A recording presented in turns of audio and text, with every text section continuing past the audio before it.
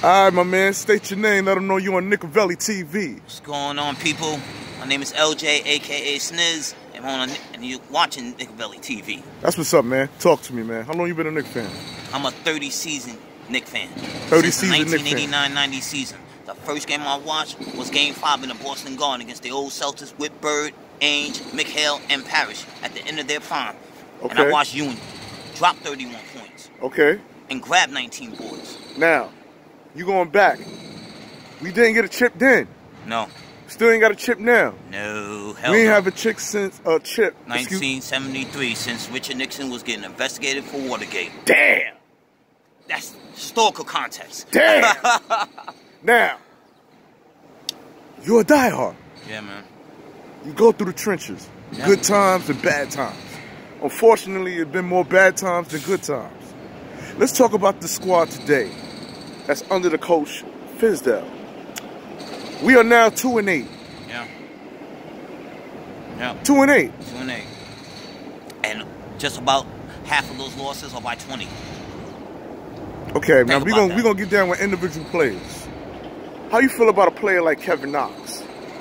Do you think Kevin Knox is going like he's in a slum right now? Or do you think he's where he need to be? Let's evaluate Kevin Knox's game. With Knox, with all these youngins, there's a lot of growth. I just don't know if Fizdale is that coach to help him with that growth. And I'm just giving you an honest assessment. It's nothing against Fizdale, but it's more on the front office. But let's talk about Kevin Knox before Right. we get to it. Right. We're going to get to all that.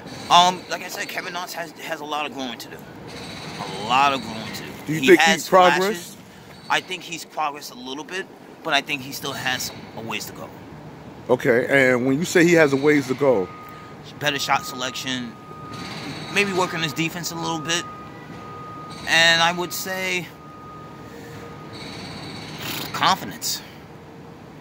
all right. I think he lacks confidence to a certain. When he goes into a slump, like you can tell he's in a slump, and he just loses confidence.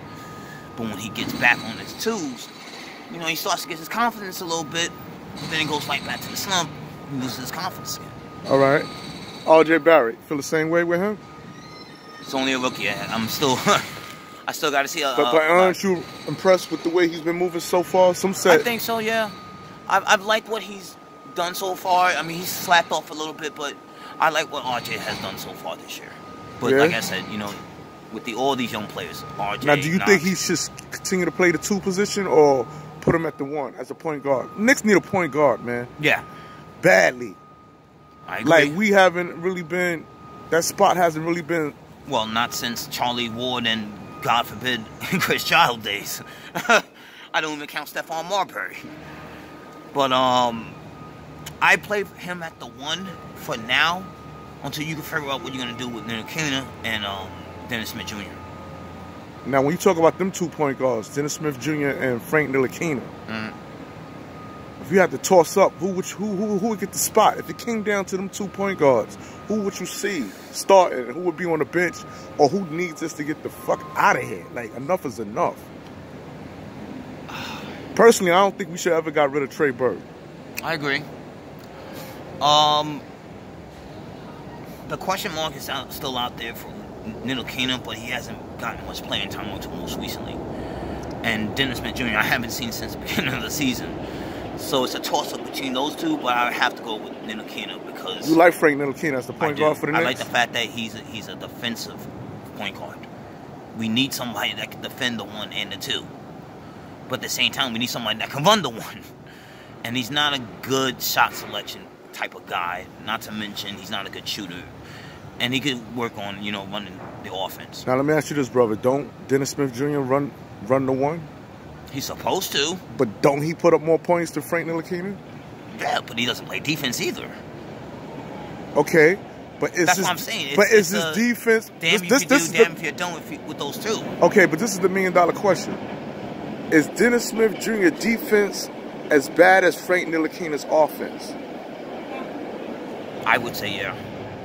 So you telling me that Dennis Smith Jr. defense is like Frank Ntilikina's offense? It's equivalent to his 5 points average, most likely, per game. If defense was points. Right. you would say that Dennis Smith Jr. defense is equivalent to Frank Ntilikina's offense? Think about what I just said right there. What I'm trying to say is, if Dennis Smith Jr. might not play defense, but he can score. Yeah, he can score. But how bad is his defense, though? All right, from 1 to 10, what you give Frank Ntilikina's defense? I give it a 7.5. Frank Ntilikina? Defense from 1 to 10? 7.5 to an 8, yeah. About 7.5 to 8. You know, because he's still young. Okay. He's not there at a 10 yet. All right. But he, you know, he's a very good defender. And Dennis Smith Jr. defense from 1 to 10? I say a 4. 4.5. Okay, now, give Dennis Smith Jr. a 4. Right. And Frank Ntilikina a 7. That's defense. Right. Is that far off? No, it's not. Okay, now we're gonna talk offense. What I'm saying. It's damn if you do, damn if you don't. We're gonna talk offense. Offense. Well, 1 to 10. Jr. Oh, Dennis Smith Jr. is like an 8.5, 9. And Ntilikina's like maybe a 2. So I think we just found out who should be the who should run the spot. Points. You want points. Yeah. You know, it's hard, man. Like I said, I wish I would have coached, but then again, I wish I wasn't a coach, because it's a very hard spot to just pick who's going to be your point guard, and then you got to decipher, you know, what's the best defensive matchups, depending on who the opponent is. Let's talk Mitchell Robinson. How you feel about Mitchell? He's got to stay healthy. Okay. He's just got to stay healthy. I love his tenacity. I love the fact that he throws his body on the floor. We haven't seen that since Oakley, probably since Kurt Thomas. Okay. But he's got to stay healthy. But I love the kid. You think he's gonna be the face of the franchise as far as being a Knicks center? Too early to tell, man. Way too early to tell. Like I said, you can't say anything about this roster right now. This is all about growth. And I think Knicks fans need to understand this. It's all about growth. It's about a rebuild. We have not done a real rebuild in 2 decades since Dolan has taken over. Whether Isaiah was here, Donnie Walsh, Glenn Grunwald, and especially Phil fucking Jackson. We have not rebuilt the right way. If we're going to rebuild the right way, then we're going to have to let these kids grow. But we're going to have the right head coach and then the right people in the front office. So you telling me that Fizdale's not the coach for the Knicks?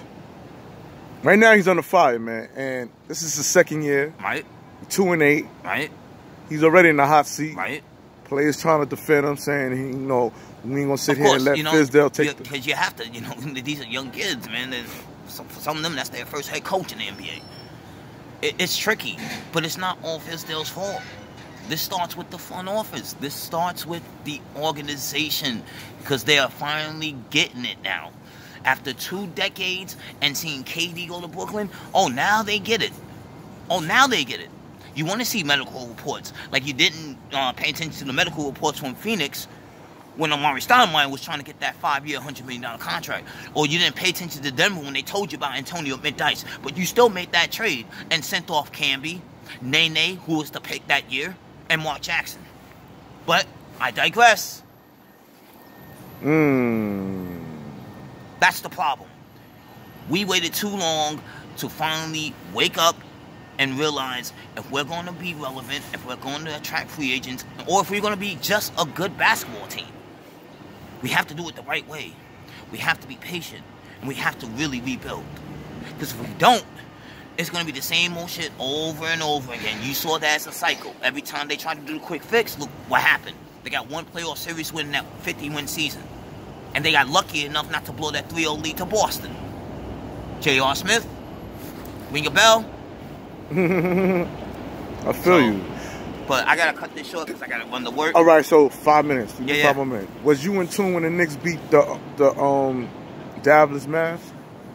Yes, I did. That was probably one of their best games they played. Well, their best game they played. Better than the game they won against Chicago. They lost to Chicago. No, not that game. The game at the Garden. The game at the Garden? Yeah, that was like 2 weeks ago. They came back from 15 down to 4th. Oh, okay. That game. The Dallas game was probably the best game because, they had their struggles, but they found a way to win. And I thought they were going to blow that game, but they found a way to win. And then they cracked the bed on Sunday night against Cleveland.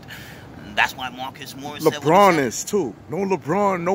Like, LeBron's on the West. And that kind of hurt it, man. because I ain't think they was gonna lose like that, man. So you saying it's the front office that? It's always been the front office, because it starts with the owner. The owner doesn't care about the basketball. But this is where I'm baffled at. The front. He only cares about the money. But John Dolan is not. Jim Dolan. James Dolan, excuse me. He's not shooting the basketball. No. He's not on the court playing. So no. But it's the culture. You have to understand, it's the culture. You have players that they're busting ass in other cities. They actually care about winning the championship. Nobody wants to come to New York, and it's not just because of the media. It's the stench of the franchise. It's the aura. It's the Knicks brand. It's toxic. It's really toxic. It's been toxic for 2 decades now. And until we get that toxicity out of here, and I'm not saying that Dolan has to sell the team immediately, but the stench has to go. Once that stench goes, then yeah, we could become relevant again. So you believe once we get a new owner for the New York Knicks that we'll be moving in the right direction? Somebody that will invest their money and actually care about a winning product, and not just because we play in Madison Square Garden and we're worth $4 billion for a team that hasn't won since Richard Nixon and Watergate. It's that simple. It doesn't matter who you put on the floor. It doesn't matter who you hire as the head coach. It doesn't matter who you hire in the gym. Look at Phil Jackson. It's the prime example. As long as Jim Dolan is willing to throw out the bucks and not give a damn about what the fans think and what they feel, because that's what really matters too. If nobody's showing up their Garden, who cares about the Knicks? Right, but that could be the problem too, because the Knicks going to sell out regardless, win or bad. It's not real Knicks fans. They're tourists, they're corporate people, celebrities. That's all you got. I'm filming a real Knicks fan. That's what we got Nickavelli TV here for. And we out. I want to let everyone know, if you viewing, like, share, subscribe. Peace. Let's go Knicks.